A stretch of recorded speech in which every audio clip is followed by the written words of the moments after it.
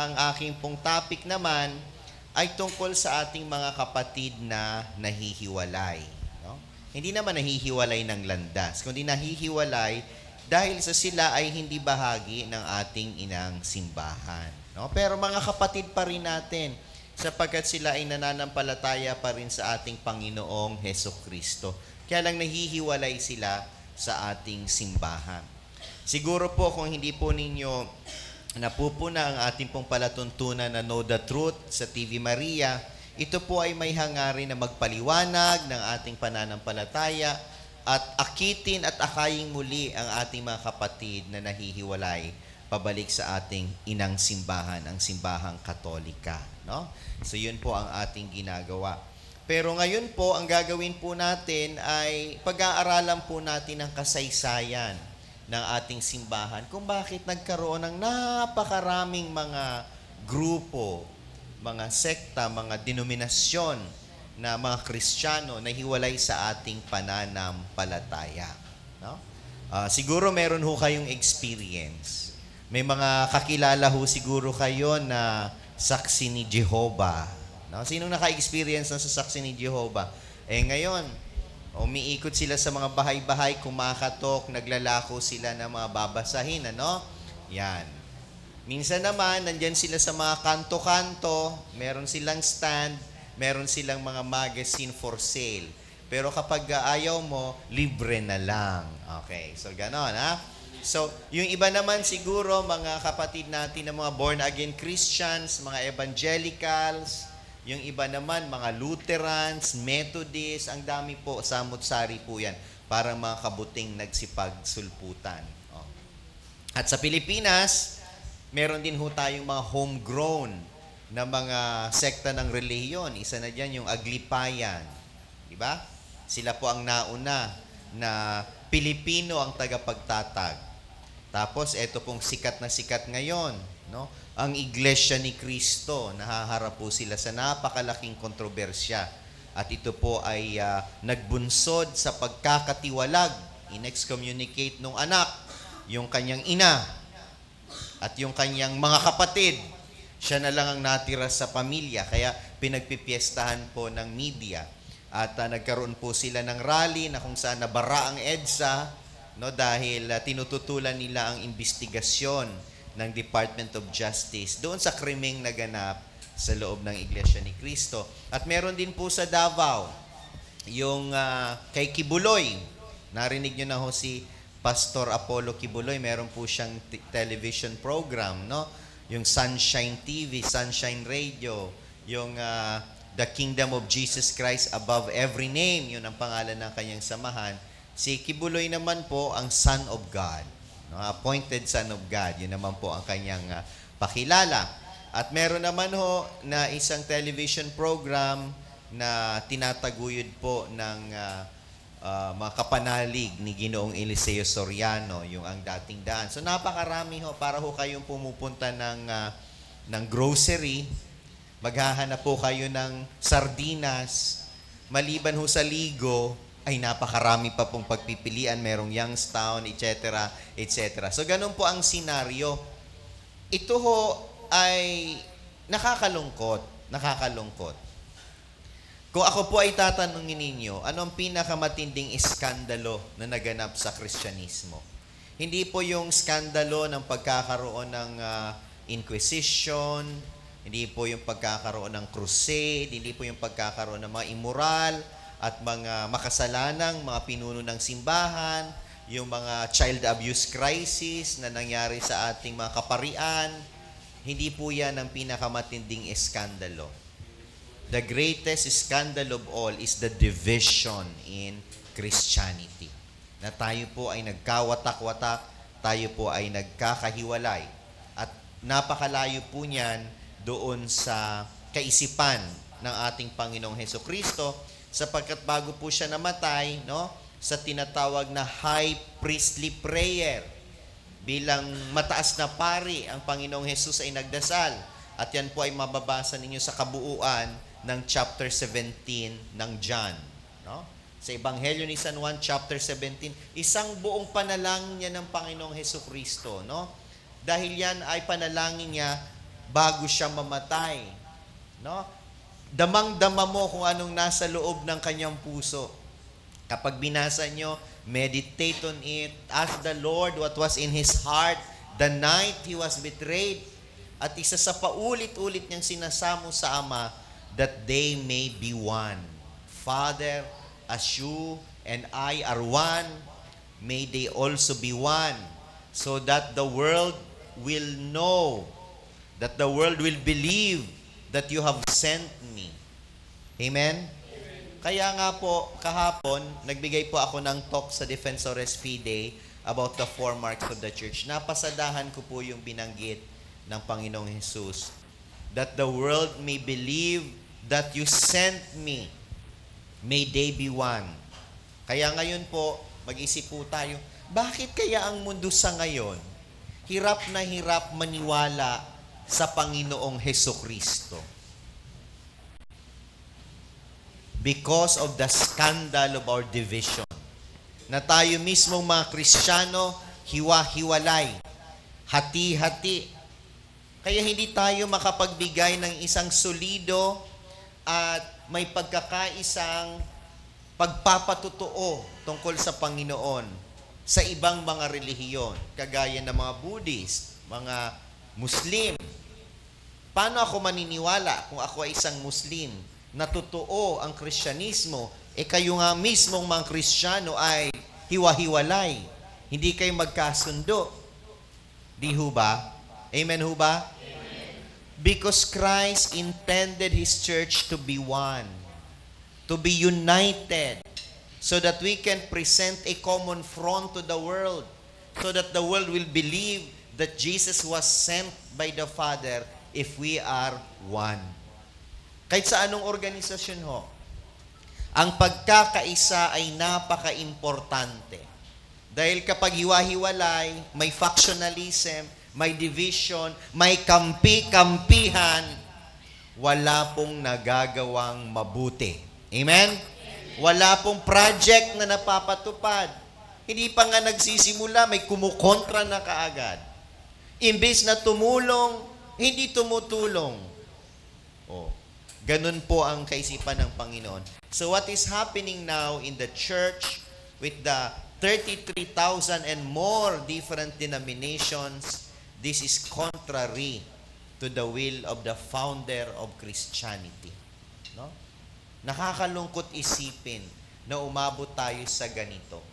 Siguro po at the end of the day, pag ating inunawa ang issue, ang pinag-ugatan po nito ay kasalanan.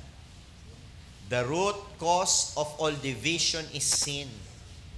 Pagkakasala nating mga Katoliko, pagkakasala ng ating mga kapatid na hihiwalay, wala pong dapat sisihin, kundi tanggapin po natin ang ating pagkakamali. No? Kaya nga po, napakaganda yung ginawa ni Pope John Paul II, no? Nung Jubilee year 2000. Hindi tayo pwedeng umusad sa bagong milenyo na may taglay-taglay tayong bagahe ng ating mga pagkakamali at pagkukulang. We can never move forward if we do not unpack or remove from us the baggage of our sinfulness. Amen?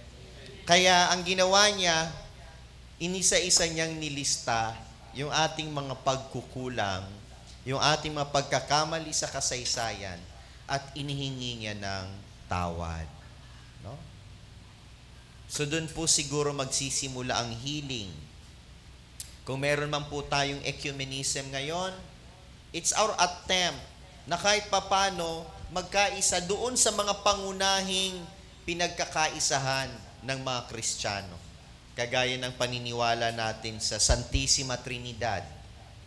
Ang paniniwala natin na si Kristo ay Diyos.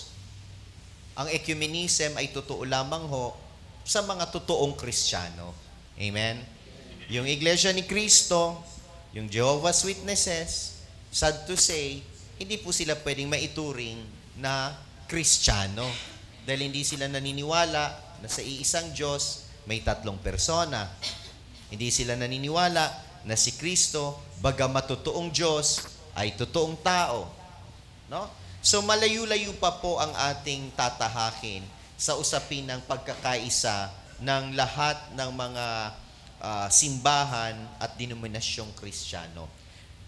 Pero umpisa pa lang ho, gusto ko lang hong banggitin na alam na ng mga apostol, the time will come na marami pong mga kaanib, marami pong mga Kristiyano ang tatalikod sa ating inang simbahan. No? In fact, pinaunahan na po ni San Juan Apostol sa 1 John chapter 1 John chapter 2 verse 19. No? Ang sabi po dito, babasahin po natin, sila'y nangagsilabas sa atin. Meron din po pala talagang binanggit na darating ang panahon. Sila'y nangagsilabas sa atin, ngunit sila'y hindi sa atin. Sapagkat kung sila'y sa atin ay nagsipanatili sana sa atin, ngunit nangagsilabas upang sila'y mahayag na silang lahat ay hindi sa atin. No? Napakalinaw po ang sinabi ng banal na kasulatan. Mangyayari at mangyayari. Kasi nga ang tao, sadyang matigas ang ulo. Amen? Sadyang may ninanais na kaiba sa ninanais ng Diyos. Ayaw magpasakop. May mga sariling haka-haka o kuro-kuro na taliwas sa Ebanghelyo ni Kristo at sa turo ng simbahan. Okay. At totoo nga yung sinabi ni San Juan, sila'y nagsilabas mula sa atin. Pansinin ho ninyo yung mga founder ng relihiyon. Di ho ba natupad? Si Martin Luther, ano po ang relihiyon niya bago siya nagsimula ng kanyang sariling simbahan? He was a Roman Catholic priest. He was an Augustinian monk. Kaya mula sa atin, lumabas. Amen? Si John Calvin, Katoliko din. Mga founder yan ng Reformation. Dito na lang sa Pilipinas, huwag na tayong lumayo. Si Gregorio Aglipay, paring Katoliko. Si Felix Manalo, ang nanay niya ay deboto ni San Antonio, kaya hindi niya nakuha. Hindi niya nakuha. Mga kamag-anak niya na natiling Katoliko. Siya lang. Katoliko siya dati. No? So, kung ititrace mo ang kasaysayan ng iba't ibang mga sekta ng reliyon at denominasyon, babalik ka doon sa simbahang kanilang pinagmulan. At ano yon? Ang simbahang Katolika. Mula sa atin, nagsilabas. Kaya nga ang tawag natin, separated brethren. Kasi, kapatid mo pa rin, galing sa iyo Kaya lang, lumabas. No? But it will not change the fact that for us, we pray for them, we love them, they are still our brothers and sisters, but of course, we cannot consent doon sa mga maling aral, doon sa mga maling itinataguyod na aral, na taliwas sa aral ng inang simbahan. Okay. So, ganun ho talaga, pinaunahan na po ng Panginoong Hesukristo.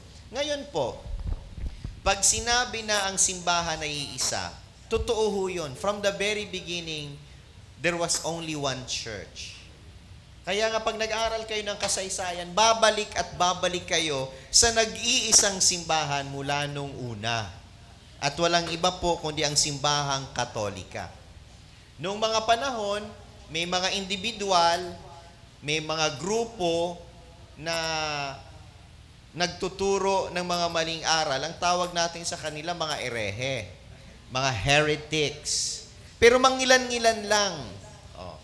Ang ginagawa ng simbahan, iniimbestigahan, nagkakaroon ng council, tapos kapag sinabing mali yung aral na yon, i-condemn yung aral na yon at i-excommunicate yung founder. Pero kung magsisi, tatanggapin naman muli. Ganun lang naman talaga po ang purpose ng excommunication para iparating sa iyo na mali ka. No? At yun ay medicine. Dahil kung ikaw ay magpapasakop, napakadali naman magsisi, bumalik. I-retract mo lang yung mali mong mga katuruan, tatanggapin ka ng simbahan. So, mangilan-ngilan lang ho yun. Ang isa sa mga malalaking grupo noong 431 AD, yung mga Nestorians, yung mga hindi kumikilala na si Maria ay ina ng Diyos. Dahil hindi nila tinatanggap na si Kristo, bagamat tunay na Diyos, ay may dalawang kalikasan. totoong Diyos at totoong tao. So, in-excommunicate din ho yun. Pero hindi po sila lumaganap except sa mga lugar sa eastern part of Asia, kagaya sa Assyria. Yung iba ngayon sa Syria, etc., etc. Pero hindi po sila lumago. No? That was a major rift.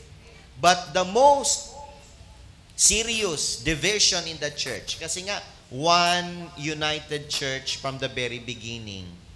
Nung nahati po ang Eastern at Western Empire ng Romano, kasi si Constantine, siya yung kauna-unang nagbigay ng pahintulot na maging legal ang reliyong Kristyanismo. No? Kasi noon, pag Kristiyano ka, ang tingin sa iyo ng batas, kriminal ka. Amen? Kaya maraming martir. Labag sa batas ang pagiging Kristiyano. Kapag ikaw nahuli at tinanong ka, Kristiyano ka ba? Pag sinagot mo, oo, Kristiyano ako, ipapalapa ka sa leon. Susunugin ka ng buhay. Kung Romano ka, pupugutan ka ng ulo. So lahat ng Kristiyano ay dapat mamatay dahil illegal na reliyon ng Kristyanismo. Pero nag-flourish ho tayo because the blood of the martyrs is the seed of Christianity. Kaya po kung may mga nangyari man ngayon sa Egypt, sa Syria, sa Iraq, na maraming mga Kristiyanong pinapaslang ng mga ISIS, yun po ay buto. No? It's the seed of Christianity. I know that in some future time, the seed will grow and Christianity will triumph again. Amen? Amen. So sila po ay mga martir. Ganun po ang nangyari noon. Kaya lang, nung si Emperor Constantine, di ba, convert siya, nung siya makikipagdigma dun sa kalaban niya, nakita niya yung isang pangitain na may isang cross na nagniningas, na may nakasulat, In hoc signo vincis, in this sign you shall conquer. Because the cross is the symbol of victory. Ayan. Natalo niya yung kalaban niya. Napasa kanya yung buong Imperyo Romano. East and West. Ang laki ng empire, halos buong mundo sakop. Kasi nung panahon yun, yun lang yung mundo. Kasi hindi pa na-discover na may Pilipinas pala, may Amerika, may China. So akala nila yun lang ang mundo. So sakop ng buong Imperyong Romano, ang buong mundo. Ang hirap i-administer yan. Ang ginawa niya, nagtayo siya ng isang bagong lungsod sa Turkey na ngayon. Ang tawag ngayong Istanbul. Pinangalan niya sa kanya, Constantinople. Mas doon siya tumira kesa sa Roma. At yung mga sumunod na emperor, doon na tumira. Kaya wala ng emperor sa Rome. Ang natira na lang yung Papa. Okay? Siya na yung pinuno, hindi lamang ng simbahan, pati ng western side ng empire. Kaya may papal states. Dahil yung Papa noon, dahil nga sa kaganapan niya sa kasaysayan, walang natirang leader sa western side ng empire. But eventually, dahil nga sa sobrang layo ng Constantinople at ng Rome, may mga iringan sa politika, may misunderstanding dahil sa lingwahe, dahil ang Roma, Latin, sa Constantinople naman, Greek. Okay. Hanggang eventually, noong 1054, nagkaroon po ng major split ang Christianity. Mula sa isa, nahati sa dalawa. Kaya meron tayong mga kapatid na Orthodox Christians. Yung mga members ng Orthodox Church. Okay? Tayo naman ay tinatawag na Roman Catholics. Okay, Catholics of the Latin Rite. Kasi nasa Latin Rite tayo. Nasa Roma ang ating sentro. So, but basically, halos parehas ang pananampalataya. May mangilan-ngilan lang na pagkakaiba, lalo na sa lingwahe, sa liturhiya, but basically the same sacraments, etc., etc. May minor difference lamang sa theology. But more importantly, the problem was political. Mas politika. Ewan ko ba kung bakit ang politika ganun, mapanira talaga. Kahit sa reliyon. Mamaya, pagdating kay Martin Luther, politika na naman ang dahilan. Okay. At yung pinadala kasi na Papa Legate ng Santo Papa, medyo ang ugali, medyo masama. No? Siya yung pinadalang sugo doon. parang papal nuncio niya para kausapin yung kanilang patriarch. Yung patriarch, hindi yata siya sinipot. Sa sobrang galit niya, iniwan niya yung bull of excommunication doon sa Hagia Sophia. Yun yung kanilang napakalaking simbahan noon. Ngayon ay isa ng museum dahil nung dumating yung mga Muslim, ginawa nilang mosque. Okay? Natalo kasi yung eastern side ng mga Muslim. Kaya nagkaroon ng excommunication. In-excommunicate yung Orthodox, in-excommunicate ng Orthodox yung Catholic. Kaya from that time, nahati ang Christianity. No? Nawala naman sanang ganon. Okay. Pero nung recently, nung si Pope Paul VI, 1978, if I'm not mistaken, nung pumunta siya sa Constantinople, nilift na nila ang excommunication. So medyo in due time, magandang relasyon ng Vatican sa Patriarch ng Constantinople, nag-uusap sila, chami-chami sila. Pumupunta yung Patriarch sa Vatican, si Pope Francis pumupunta sa Constantinople, magandang relasyon. Maybe, no? Ipagdasal natin because in God's time, not in our time, but in God's time, baka magkabalik yung dalawa. And there will be one church again. No? So, what is impossible for us, humans, because of our sinfulness, ating kahinaan, ating politika, ang ating pride, ay imposible sa Diyos in His time. No? So, yun yung unang break, 1054. Can you imagine, for the first 1,000 years, iisa ang simbahan. Walang ibang Kristiyano, pare-parehas iisa ang relihiyon. Hanggang nagkaroon ng Orthodox noong 1054. Ngayon naman, sa western side ng Christianity, alam naman po natin ang nangyari ng Middle Ages, yung simbahan, yung ating mga papa, maraming mabubuti, maraming reformer, marami ding mga maluho. Alam niyo ho yun? Nabuhay sa luho. Kasi yung ibang mga kardinal doon, ninonominate ng mga mayayamang pamilya, mga Medici, mga Borgia. Alam mo yun, sila yung mga aristokrata nung panahon. Gusto nila, kasi pag may hold ka sa simbahan, may hold ka sa kapangyarihan ng Europa. Kasi very powerful institution ng church. So, nangyari nun, syempre, lumaki kang Jeff Rocks, laki sa layaw, naging kardinal ka, na-elect ka na Pope. So, anong klaseng pamumuhay meron ka? Diba? So, ganun pa rin. So, nagagamit mo ngayon yung kapangyarihan mo bilang papa, no? Napapayaman mo yung pamilya. O kaya nabibiyayaan mo yung iyong mga kaibigan. Kaya namuhay sila sa karangyaan. Lalong-lalo na, nung 1500s, panahon niya ng Renaissance. Yung nakikita natin ngayon, namamangha tayo sa ganda ng Vatican, di ba? Yung St. Peter's Church, yung dome gawa ni Michelangelo, no? Yung mga painting gawa nila Raphael, nila Donatello, yung mga sikat na Renaissance artists, tayo lang nakapag-produce niyan. Pero po talaga, sa totoo lang, despite sa kagandahan yan, may nakakubling maitim na kasaysayan. Dahil yung Papa noon, gusto niya matapos yung St. Peter's Church, no? Si Sixtus, Franciscan pa man din. Pero yung kanyang pamumuhay, hindi mala Franciscan, di ba? Pang sosyal, pang mayaman. Gusto niya matapos ang kanyang project na ipatapos yung St. Peter's Church. Kasi dati meron ng St. Peter's Church. Panahon pa ni Emperor Constantine. Siyang nagpatayo. Kaya lang, kailangang i-renovate, pinasira. Nagpagawa ng bago.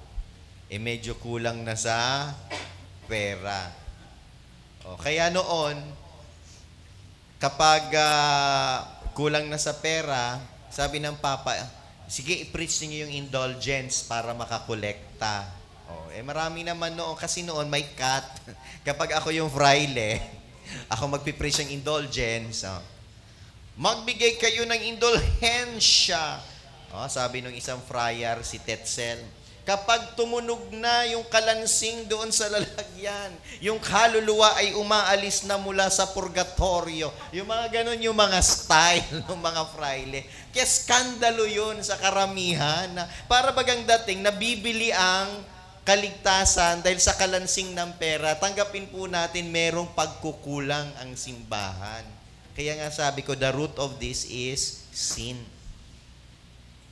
Doon naman lumabas si Martin Luther. Kasi si Martin Luther, isang Agustinong monghe. No? Nakapag-aral, matalino, Doctor of Theology. Kinundinan niya yung indulgence, yung sale, yung pagbibenta ng indulhensya. Kasi nga naman noon, maraming abuso. Wag po natin kalilimutan na ang simbahan, bagamat galing sa Diyos, ang kanyang mga miyembro ay mga taong mga makasalanan. No, so, kinundinan niya yon. Nag-post siya ng kanyang thesis, ibig sabihin kung ano yung kanyang pinoprotesta sa labas ng simbahan ng Wittenberg. No? Ipinako niya doon yung kanyang protesta. 95 thesis. Ito yung mga pagkakamali. Alam nyo, minsan ang simbahan, lalo na yung ating mga leader, kapag ikaw, halimbawa, nakatira sa palasyo, no? Nakatira ka sa magagarang villa, hindi ka nakikihalubilo sa tao, ang kausap mo lang mayayaman, no? Kausap mo lang mga prinsipe, lasing na lasing ka, langung-langu ka sa kapangyarihan. Ang reaction mo iba. Amen? Kasi out of touch ka with reality. So, hindi maayos yung naging pakikitungo kay Luther. So, akala nila si Luther ay guilty ng heresy. So, pinatawag papunta sa Roma. Ang layo-layo nasa Germany si Luther. So, hanggang nagpadala na lang ng legate para siya ay litisin. No? So, hindi rin maganda yung pakikitungo sa kanya. No? Hanggang eventually, pinag-recant siya nung ni Pope Leo. Bawiin mong sinabi mo. Pero sa 95 na sinabi ni Luther, 41 lang doon ang mali. Kasi nung sinuri ng mga eksperto, ay may point naman si Luther talaga. O ilan na lang ang natira? 95 minus 41. O, di ba? So halos kalahati ng sinasabi niya, totoo. Okay. Kaya lang, nung pinapag-retract siya, bawiin mo yung mga mali mong sinabi, doon na pumasok yung mga politiko, yung mga prinsipe ng Germany. Kasi ayaw nila sa Papa, dahil ang Papa ay kumakatawan sa Italia. Alam niyo yung politika? The Germans do not want the Italians. At gusto nila na maging sarili sila. Kaya yung mga prinsipe ng Germany, kinupkup nila si Luther. Pumasok yung politika. Si Emperor Charles V, Katoliko. Kaya yun ay nag-ugat ng gyera sa Alemanya. Di dahil si Luther, meron ng mga kakampi, lumakas ang loob. From the time on, ayaw niya talagang lumabas sa Catholic Church. Gusto niya lang ng reform. Tama naman yun. Kung hindi siya lumabas at hindi siya nagpatalo sa pride, siguro ngayon santo siya. Saint Martin Luther the Great. Di ho ba? Nakita ho ninyo yung minsan parte ng kasaysayan natin. Kasi ang simbahan, maraming reformer. Si Saint Dominic, si Saint Francis, si Saint Catherine. They reformed the church from within. Mula sa loob. Hindi sila lumabas. Kasi ang simbahan, dapat nagre-reform. Because the Holy Spirit must renew the church. Kapag may problemang simbahan, meron tayong mga napakalaking suliranin, ang ginagawa ng Diyos, siya ay nagbabangon ng mga santo, mga propeta, para masolusyonan ang problema. Si Martin Luther, okay na sana, di ba? Anong magpasakop? Tinanggap naman, 41 nun, tama. Pag-usapan natin itong natira. Naudyukan ng mga prinsipe ng Germany, lumakas ang loob, batikos na siya ng batikos. Kung ano-ano nang pinagagawa niya, syempre, hindi naman mapapaintulutan yun. No? siya ay in-excommunicate. But, ang ginawa ni Luther, nung natanggap niya yung bull of excommunication, dinala niya sa loob ng simbahan, sinunog niya para ipakita niya yung kanyang defiance. Ibang usapan na yun, ano? Diba? So, nakikita natin dito yung kasaysayan ng kahinaan ng tao. You may have the best intention, but if you allow pride and disobedience to overtake you, medyo may problema tayo dyan. Alright. So it was this guy, an Augustinian monk, Martin Luther, who started it all. Yung Reformation. Kaya lahat ng mga sekta ng reliyon ngayon, yan ang kanilang ninuno, si Martin Luther. No? At si Martin Luther ay nangaral, no? Ang kanyang mga pinapaniwalaan na pinapaniwalaan ng karamihan ng mga protestante ngayon, isa dyan ay yung sola scriptura, the Bible alone. Ayaw niya ng Papa, ayaw niya ng councils, ayaw niya ng church fathers. Ang gusto niya, pagdating sa pananampalataya, huwag mo akong pangunahan, hindi ako makikinig sa iyo. Ang papaniwalaan ko lang ay ang nasa banal na kasulatan. Okay? At ako mismo ang magi-interpret. Kaya nga naman, ang nangyari, nung marami ng leader lang mga protestante, si Luther, si Calvin, si Zwingli, pagdating sa issue ng Holy Eucharist, silang tatlo hindi nagka-isa. Kanya-kanya silang interpretasyon. No? So, tingnan nyo ngayon sa Protestantism, that's the legacy of sola scriptura. Kaya ang daming mga nagsusulbutang kaputi dahil yon ay sa kanilang pag-interpret ng banal na kasulatan. Sabi nga ni Martin Luther, nung na-realize niya, sabi niya, I succeeded in removing one pope, but I also succeeded in creating 100 more. Kasi na bawat protestante, para kang santo papa sa sarili mo. Dahil ikaw mismo ang magpapaliwanag ng banal na kasulatan. Di ba? So that's very interesting. Pangalawa, faith alone. Pananampalataya lamang ang kailangan ng tao para maligtas. Kasi kay Martin Luther, dahil sa original sin, nasira, no? ang ating pagiging tao, no? Our human nature is destroyed. Wala na tayong magagawang mabuti. So, paano yan maremedyohan? Dahil wala kang magagawa, manampalataya ka lamang kay Jesus at kapag ginawa mo yon, yung kanyang righteousness ay ipagkakaloob sa iyo. Masama ka pa rin, pero makikita ng Diyos, hindi na yung katarungan mo, yung kabutihan mo, kundi yung katarungan na yung kabutihan na ni Kristo. May pagbabago ba sa tao? Wala. Kaya nga one time, habang siya ay nagsisermon sa kanyang katedral, actually, katedral ng mga Katoliko, yung kinuha lang nila. Okay. Kasi syempre, pag-aari na ng estado. Okay. Nung nagpipreach siya, sabi niya, kahit ako'y gumawa ng pangangalunya ng 1,000 beses, dito mismo sa pulpitong ito, hindi niya masisira ang aking pakikipag-ugnayan sa Diyos. Even if I commit 1,000 adulteries in this very pulpit, that will never change my justification with God. Kasi once saved, always saved. No? Kaya itong mga aral ng mga protestante, doon yung nag-ugat kay Martin Luther. Pero meron akong chismis. Pero hindi naman talaga chismis. Ginagawa niya lahat ng nasa Rule of St. Augustine to the letter. Okay?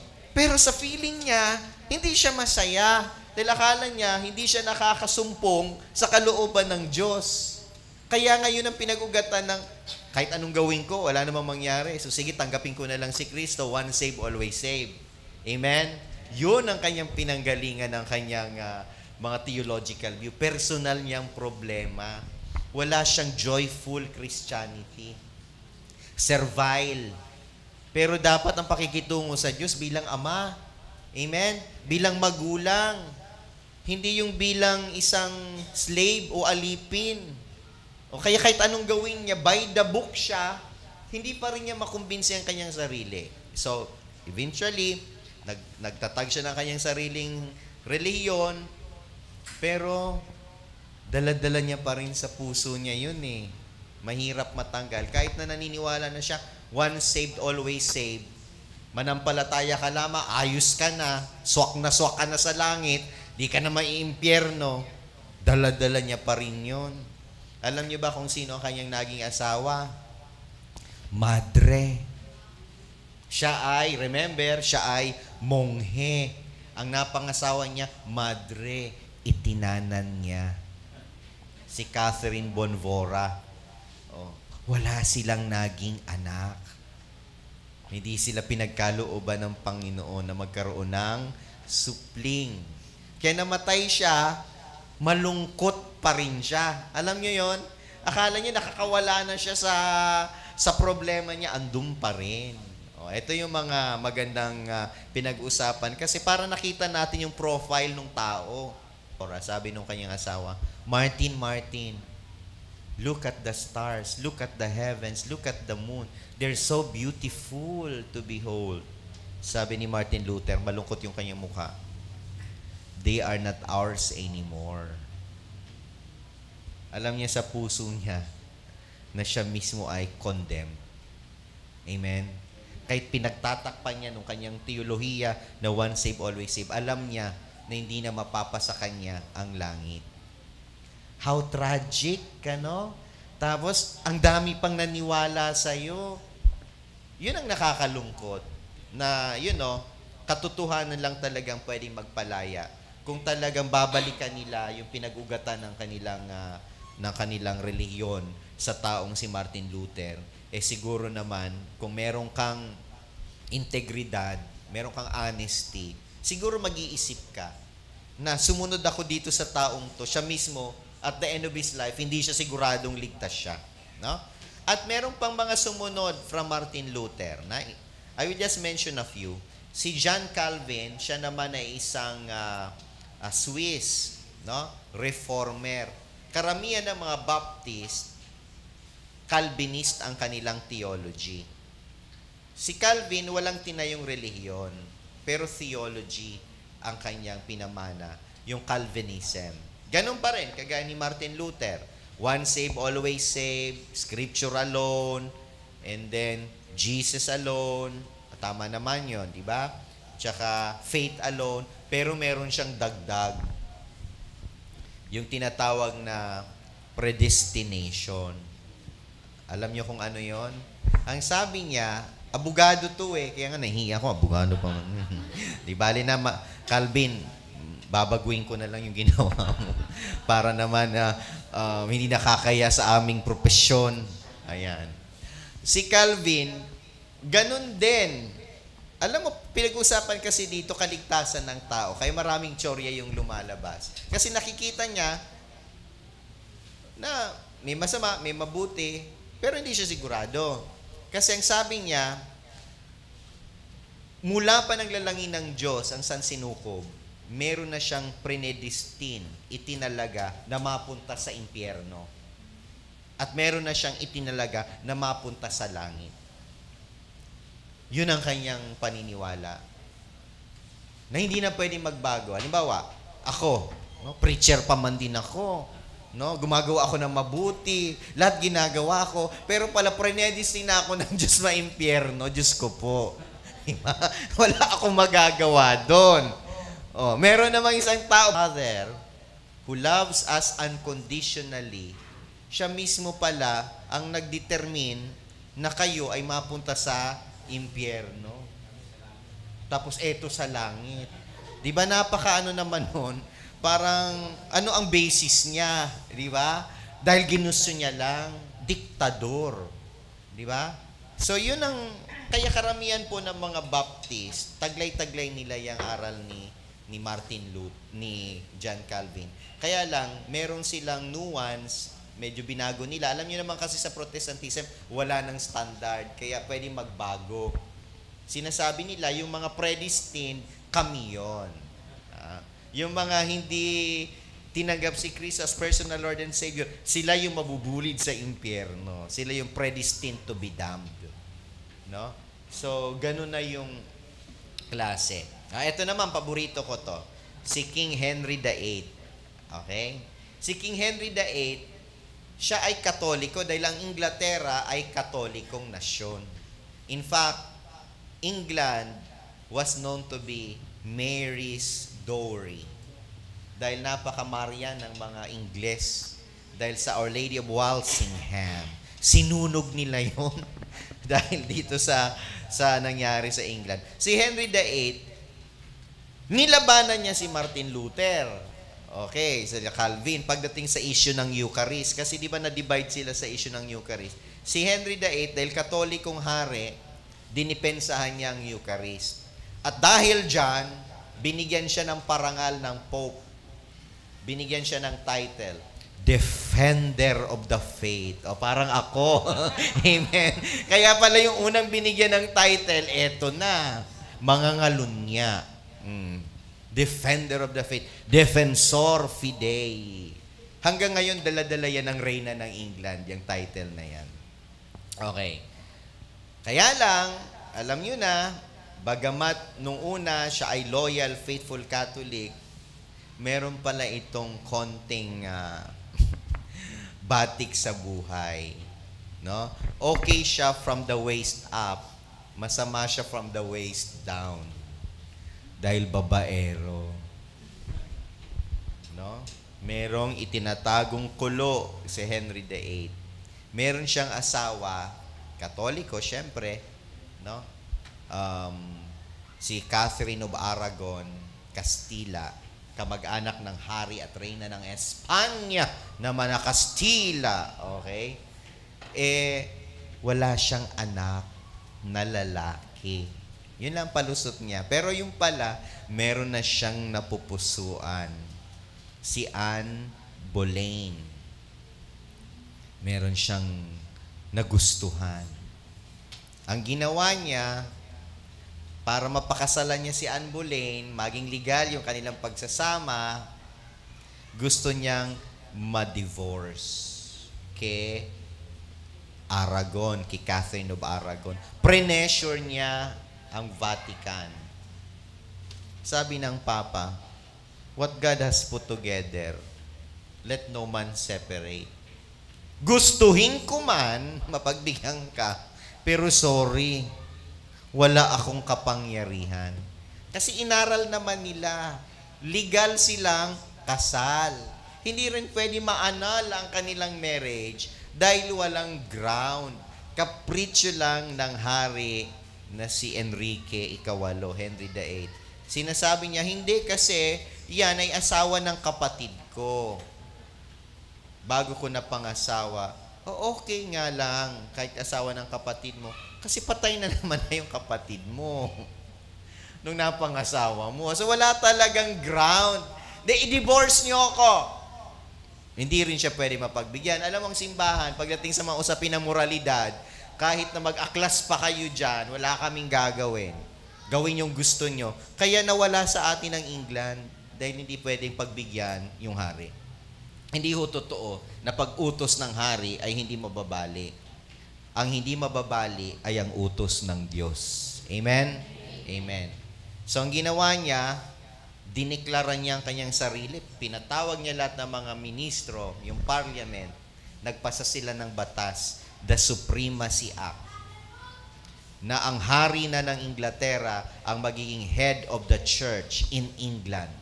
Wala na tayo ngayong obedience sa Papa. Lahat sila pumirma. Maliban sa kanyang best friend. At ako'y natutuwa dahil meron naman palang santong abogado. Yung kanyang best friend, si Saint Thomas More. Magkababata sila. Ang ganda ng samahan nila. Pero yung isa banal. Ito Makati. Diba? Makati. Yun isa banal. Ginawa niyang chancellor, parang prime minister. Hindi pumirma. Pinapatay. Martir. Yun, nung siya ay pupugutan na ng ulo, no? May balbas kasi yung mga Ingles, ano? Nagpatawa pa siya. Nakita niyo yung mga santo, no? Hindi takot sa kamatayan, basta kay Kristo. Yung executioner, yung berdugo, lumuhod sa kanya, Lord Chancellor, forgive me. Trabaho ko lang po. Oh, walang personalan. Kasi mahal siya. Magaling siya mamuno. Sabi niya doon sa berdugo, Son, do what you are supposed to do. I have only one request. So, what is it, my Lord? What is your request, my Lord? Sabi niya, please spare my beard because it has not done anything wrong to the king. Wag daw idama yung kanyang balbas kasi wala naman daw ginawang masama sa hari. So nagtawanan pa sila bago siya patayin, no? Kaya siyang patron saint ng mga lawyer at statesman, si Saint Thomas More. At saka yung isa pang arsobispo ng Canterbury dahil nanindigan din, pinapatay din, si Saint John Fisher, at naglagay siya ng sarili niyang arsobispo, no? Kaya nagkaroon ng Anglican Church. Ang Anglican, halos lahat ng pagiging Katoliko, taglay-taglay nila. Kaya lang, wala na sila ngayong pakialam sa Roma. Ang hari na ang pinuno. Ngayon, ang pinuno ng Anglican, si Queen Elizabeth II. I just would like to synthesize. No? Una sa lahat, as I said, the root cause of all this is sin.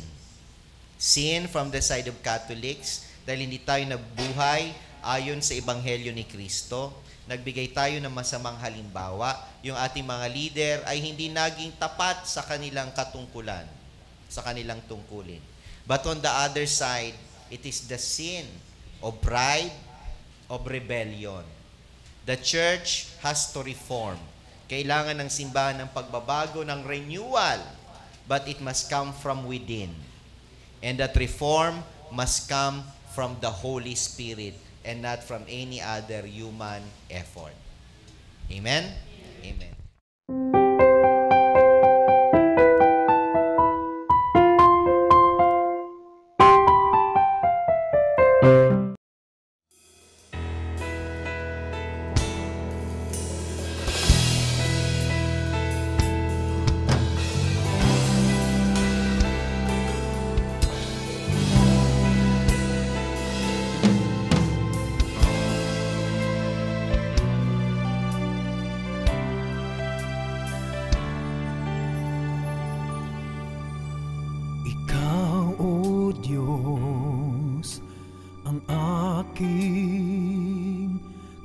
kaligtasan,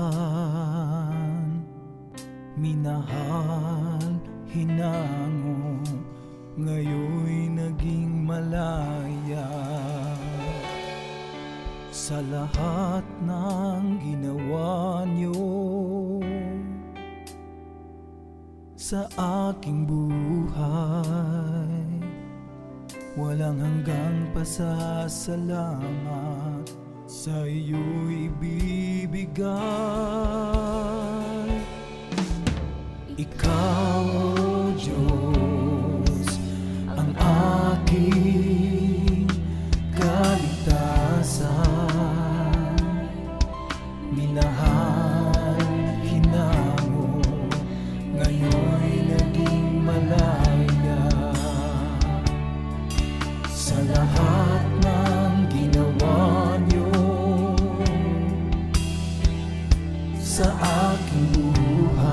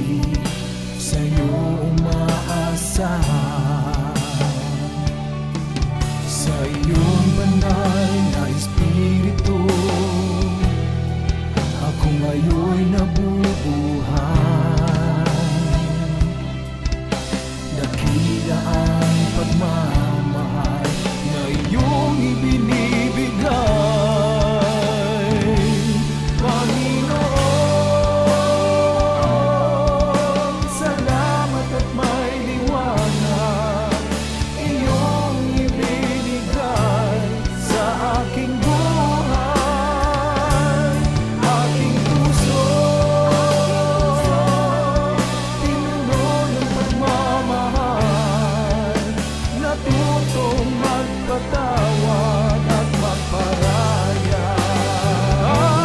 Panginoon, salamat at may liwanag iyong ibinigay sa aking buhay. Aking puso pinuno ng pagmamahal, natutong magpatawad at magparaya. Salamat at may liwanag, salamat at may liwanag, salamat at may liwanag na ngayon'y aking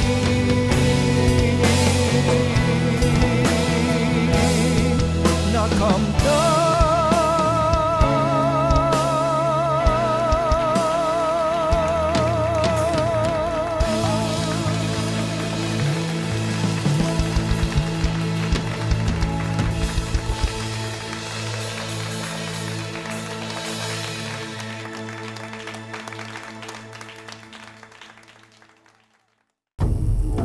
Nais mo ba ng kapanatagan sa buhay? Naghahanap ng magandang kapalaran?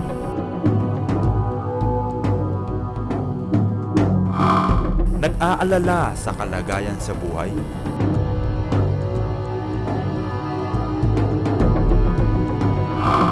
Pinanghihinaan ng loob?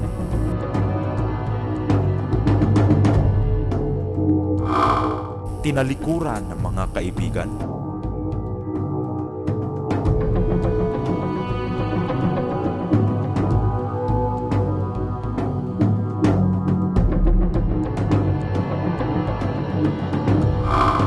Dumaranas ng matinding kalungkutan?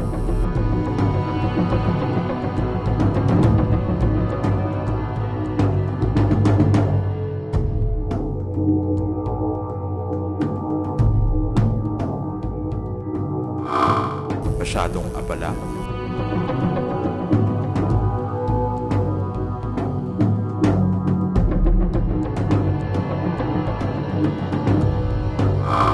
Ikaw ba ay pagod?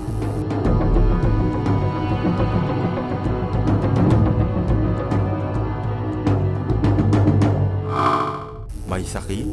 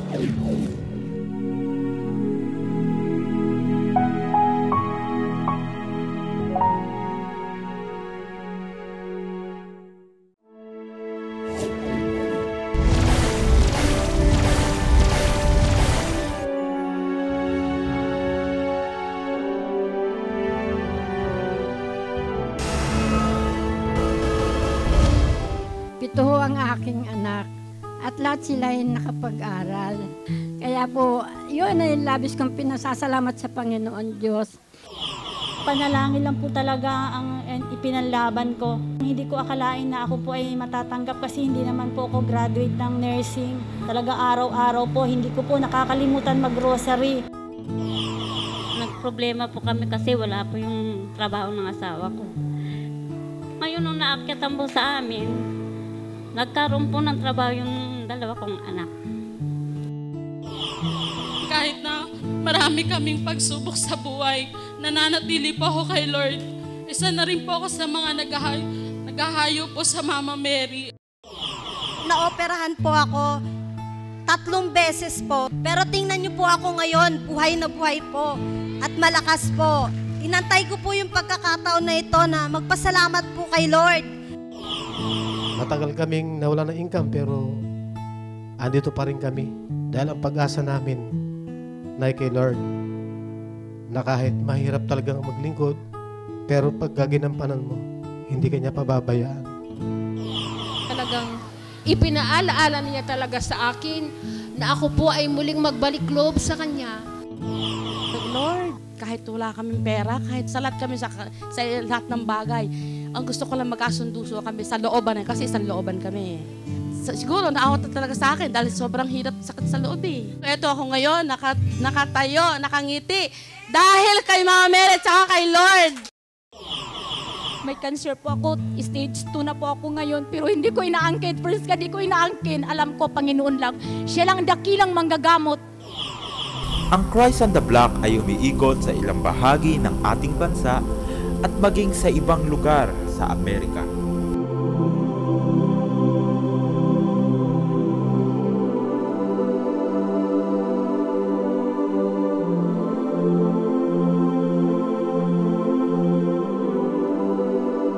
Pamilya at komunidad ang inaahay nito patungo sa ating Panginoong Hesukristo sa pamamagitan ng mahal na ina.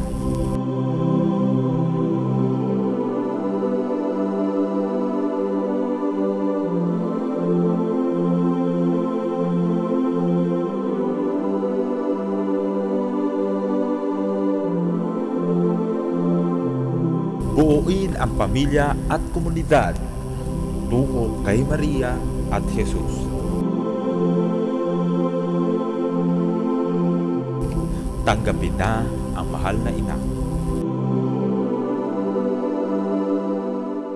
Para sa karagdagang impormasyon, maaari po kayong bumisita sa amin sa Children of Light Catholic Community sa 851 Oroqueta Street, Santa Cruz, Manila. Maaari din po kayong tumawag sa 733-0961 o 425-3534. Maaari din po kayong mag-log on sa aming website sa www.childrenoflightcommunity.com.